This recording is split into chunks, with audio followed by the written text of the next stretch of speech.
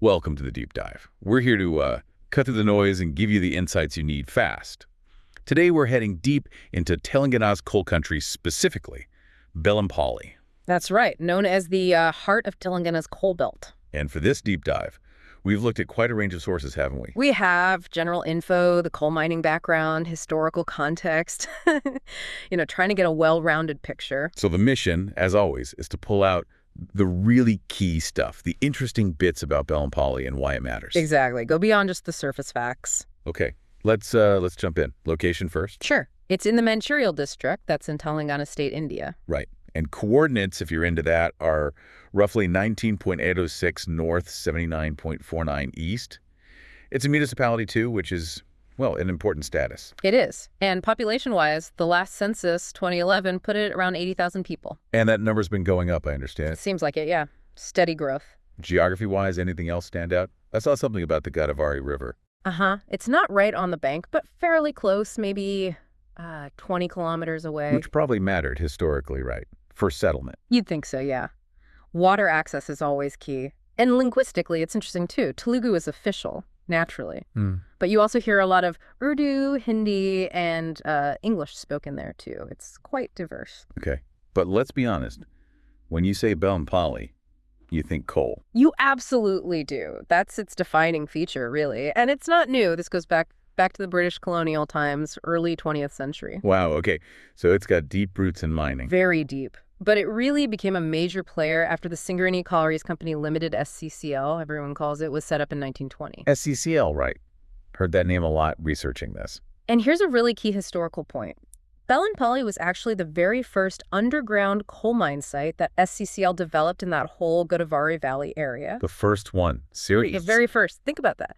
That's where SCCL's underground mining in the region essentially began. That really puts it on the map historically, doesn't it? So finding that high-grade thermal coal there, it must have just set things off. Oh, absolutely. It ignited, a boom in industrial activity, reshaped the place. Not just digging coal, but everything around it. Exactly. Infrastructure, jobs, whole communities springing up because of the mines. And looking at the timeline, like the 1950s, 1960s, that seems like another important period for Bellampalli, not just for output. That's a great point, because during that time, Bellampalli became quite significant for the coal labor movement. So that's trade unions and worker rights. Precisely. It was a real hotbed for that activity. It wasn't just local news either. Bellampalli actually played a noticeable role in, the bigger story of Indian labor history. Some key union leaders came from or were active there. Fascinating. So a strong historical legacy. Yeah. What about today? Is coal mining still the main event? It very much is. We're talking nearly a century of continuous production. SCCL is still the major operator. And they run different types of mines. Yes, both underground and open cast mines are active in the area. Can you give us some examples? Sure. You've got the Bellampalli #1 incline. An incline is basically a sloping tunnel down. Right, got it. And the #2 incline. Then there are the big open cast projects, OCI and OC2, and other mines nearby too, like Singareni and Goleti. They're part of the same sort of complex. That's a lot of ongoing activity. Where does all that coal go? What's its main purpose? Primarily, it fuels thermal power stations, especially across South India. It's a really crucial link in the energy grid. So it powers homes and industries far beyond Bellampalli itself. Definitely. And because of this long history, the city itself is home to, a very large community of mine workers, both people working out and retirees. Their lives must be so intertwined with the mines. That deeply. And SCCL's role goes beyond just employment, How so? Well, the company provides a lot of social infrastructure, housing for employees, schools for their kids, health care. Like the SCCL hospital you mentioned. Exactly. Plus other welfare programs. This has been going on for decades, shaping the whole community structure. Okay, so SCCL is a huge presence. What about the general infrastructure in the town outside of the company's direct support? Education, for instance. There's a mix. You've got government schools, private schools, plus degree and junior colleges. And as we said, SCCL runs its own schools too. And healthcare beyond the company hospital? Yes, there's a government area hospital and then various private clinics and doctors as well. So options are there. How about getting in and out? Transport links? It's pretty well connected, actually. Bellampalli has its own railway station. It's on the South Central Railway Zone. Connecting to major cities? Oh, yeah. Hyderabad, Warangal, Kazipet, even Nagpur further north. Roads are decent too, connecting to places like Mancherial, Ramagundam, Adilabad. So it's not isolated. It functions as a proper town hub, Okay. despite the dominance of mining. Right. Now, if someone were visiting or just curious, are there things to see or do beyond the industrial landscape, points of interest? Well, the mining is the landscape in many ways. You can sometimes get views of the open cast mines from nearby hills, though obviously you can't just wander in for safety reasons. Understandable. Anything else? There are local temples like Ramalayam and Hanuman temples, important community spots.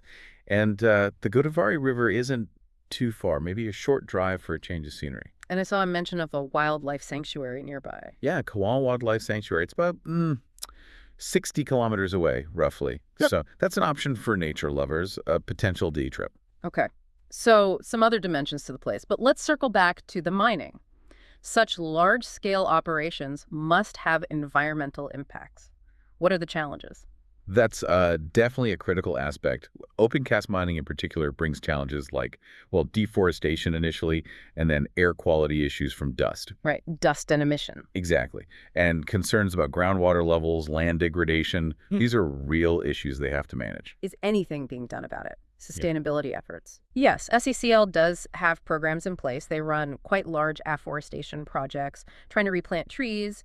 They use dust suppression techniques, water spraying and such. Here, And there are efforts towards eco-restoration, trying to reclaim land after mining is finished, and creating green belts around the mining colonies. It's, an ongoing effort to balance things. the balancing act for sure. Yeah. So pulling it all together then, if we had to summarize the significance of Bellampalli, what's the key takeaway? I'd say Bellampalli really embodies India's coal heritage.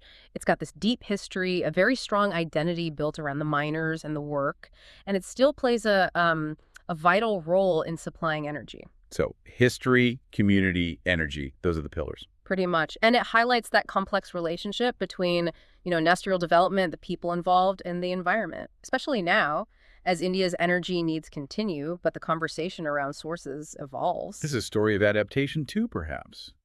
Trying to manage the industry alongside social welfare and environmental concerns. I think that's a good way to put it. It's still evolving, trying to find that harmony. It's a really powerful picture. And it makes you think. Considering this incredibly long, deep connection Bellampalli has with coal, and seeing how India's energy future is being discussed, well, what does that future actually look like for a place like this, for the communities so tied to this one resource? That's the big question, isn't it? Definitely something to ponder. Thanks for joining me for this deep dive.